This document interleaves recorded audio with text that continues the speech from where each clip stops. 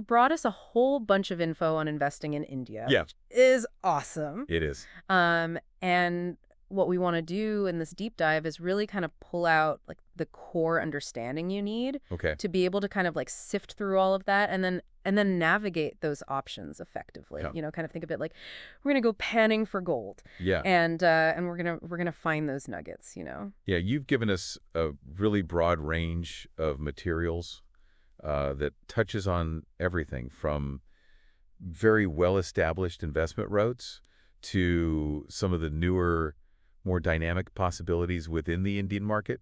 It's quite a spectrum, isn't it? It And is. you've got everything from fundamental principles of the stock market to the excitement around digital assets. Right.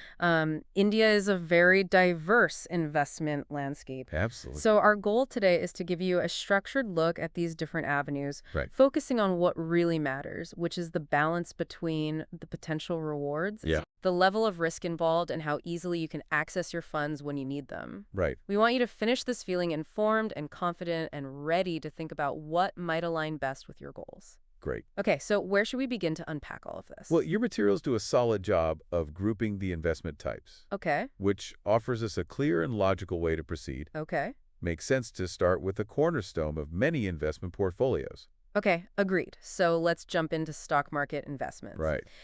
The most direct way to participate here is through direct equity. Yep. Buying and selling shares of individual companies listed on India's major exchanges, the NSE and the BSE. Right. Now, the potential for high returns is definitely highlighted here. Absolutely. And that high potential often comes from the growth of those individual companies over time. So if you invest in a business that innovates, expands its market share, increases its profitability, the value of its shares can grow significantly. But And it's not without its risks, is it? well, it's vital to understand that that potential for significant gain is intrinsically linked to market volatility. Okay. Think of it like investing in a company with a lot of promise. It could skyrocket. But there are also factors that could cause its value to decline. Sure. This approach generally suits a longer-term perspective, where you're aiming for substantial wealth creation and can ride out the inevitable market fluctuations. That makes sense. And then we have mutual funds, Right. which kind of feel like a way to get exposure to the stock market with a bit more built-in diversification. Exactly. Right. The information you shared breaks these down into different categories, Right. which is useful. Yeah. A mutual fund is essentially a collective investment. Okay. Money from many individuals is pooled together to invest in a variety of securities, such as stocks, bonds, or other assets. Right. The different categories of mutual funds are designed to cater to different levels of risk tolerance and specific investment objective. Okay. Equity funds, for example, primarily invest in stocks and therefore carry that higher risk, higher potential reward profile we just discussed. Uh-huh. Within equity funds, you have further specializations. Okay. Large cap funds invest in well-established, typically less volatile companies, the big players in the market. Okay. Mid-cap funds focus on companies with medium-sized market capitalizations, which can offer higher growth potential than large caps, but often come with more risk. Gotcha. And small-cap funds invest in smaller, younger companies, which can be very high growth, but also the riskiest segment. So even within the realm of stock-focused investments, Yeah. there's a whole spectrum of risk and potential reward. Absolutely. And then we have debt funds. Right. The guide mentions lower risk and moderate returns suitable for more stable income. Yes. So what kind of underlying investments are in those funds? Debt funds primarily invest in fixed income securities, which are essentially loans that pay a predetermined interest rate. Okay.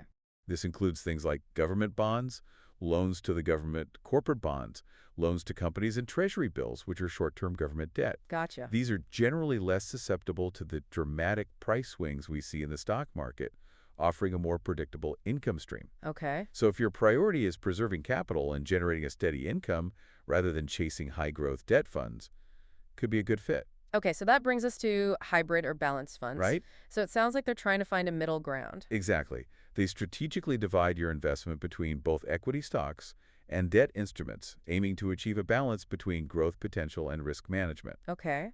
The specific mix of equity and debt can vary significantly from one hybrid fund to another, depending on its investment mandate. Uh-huh. This can be a really useful option if you want some exposure to the growth potential of equities, but also want the stability that comes with debt investments. Diversification handled internally in a way? In a way, yes. Okay, that's clear.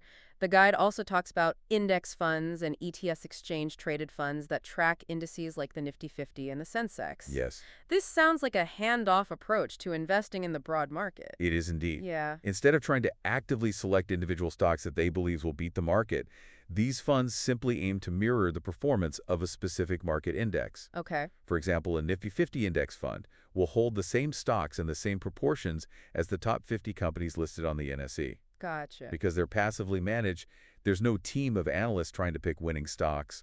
Their operating expenses, the fees they charge, tend to be quite low, which could be a significant advantage for long-term returns. That's good. And IPOs, initial public offerings, where Yes, you can invest in companies that are newly listing their shares on the stock exchange. right.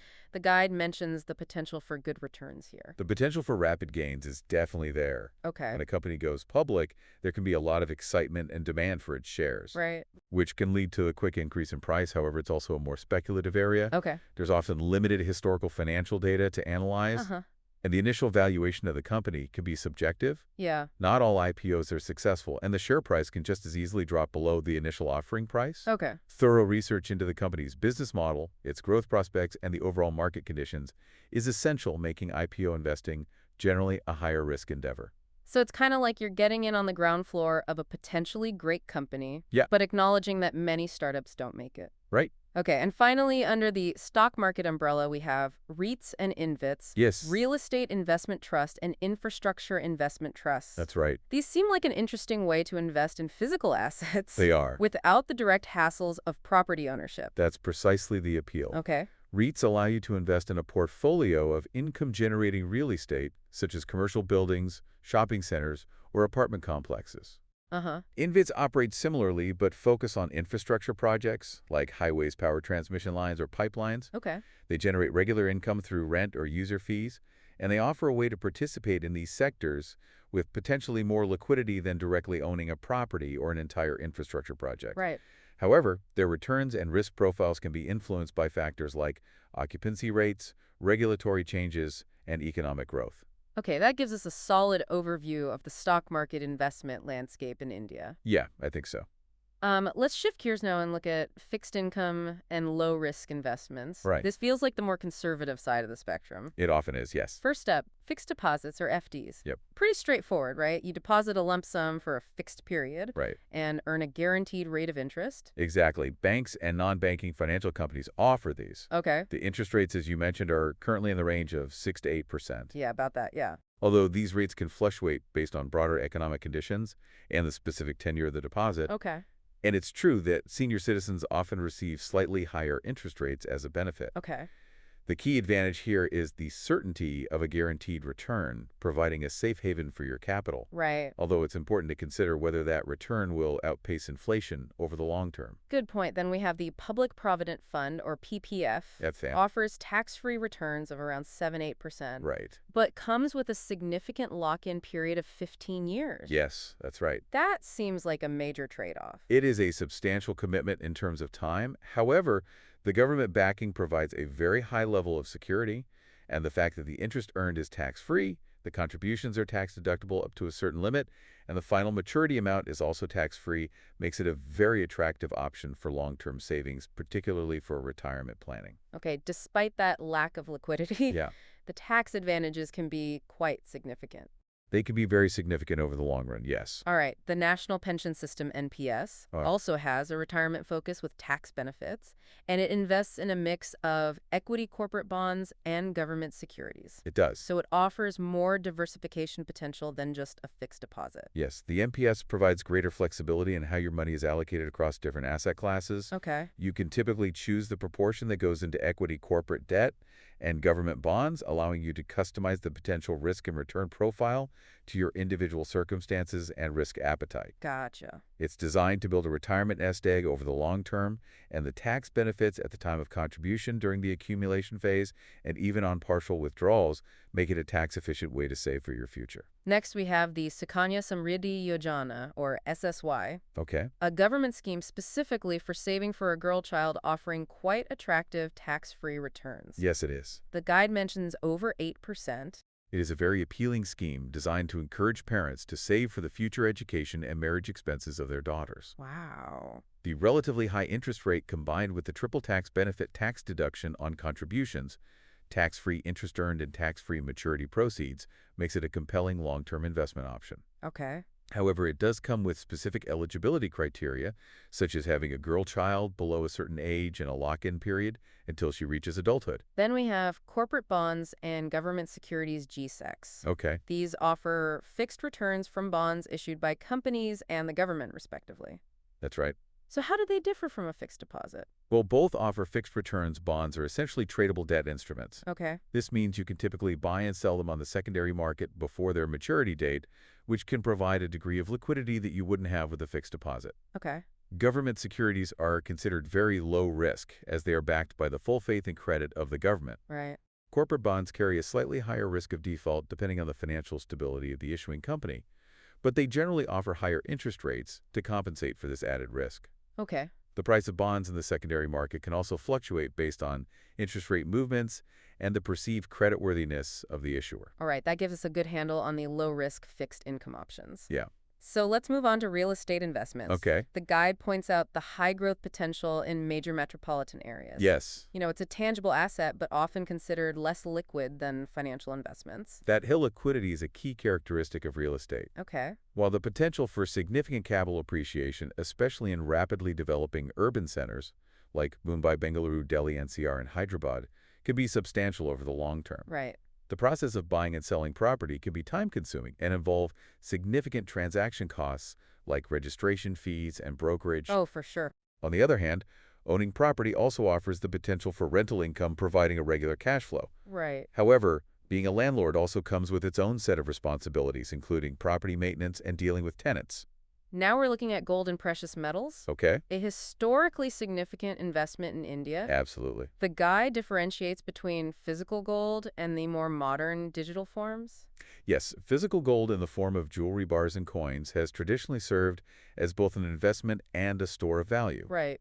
However, as your sources rightly point out, there are costs associated with jewelry, such as making charges and the practicalities and expenses of ensuring safe storage. Yeah. Sovereign gold bonds, SGBs, issued by the Reserve Bank of India, offer a digital alternative. Okay. You earn a fixed interest rate on your investment in addition to any appreciation in the price of gold.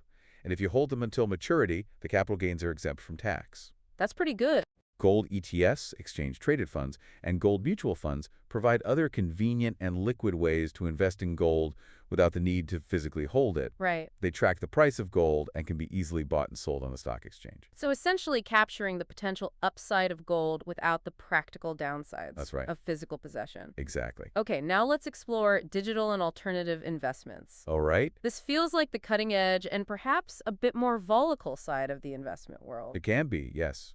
Cryptocurrency, Bitcoin, Ethereum, highlighted as high risk due to its volatility, Right. and the evolving regulatory landscape in India. Yes. I mean, that feels like a fair assessment. It's certainly an asset class that has seen dramatic price swings. Oh, yeah. While some cryptocurrencies have delivered significant returns in a short period, their values can also plummet rapidly Oh, yeah, due to market sentiment, technological developments, regulatory announcements, and various other factors. for sure. Investing in cryptocurrencies should be approached with extreme caution Yeah, and only with capital that you are prepared to lose. right. The regulatory framework in India is still maturing, Yeah. which adds another layer of uncertainty and potential risk. Then there's peer-to-peer or P2P lending. Platforms like Lendbox and Faircent are mentioned, Right. offering the potential for high-interest earnings Yeah, by directly investing in loans to individuals or small businesses. that's right. What's the risk equation here? The potential for higher interest rates comes with a correspondingly higher risk of default. Okay. You are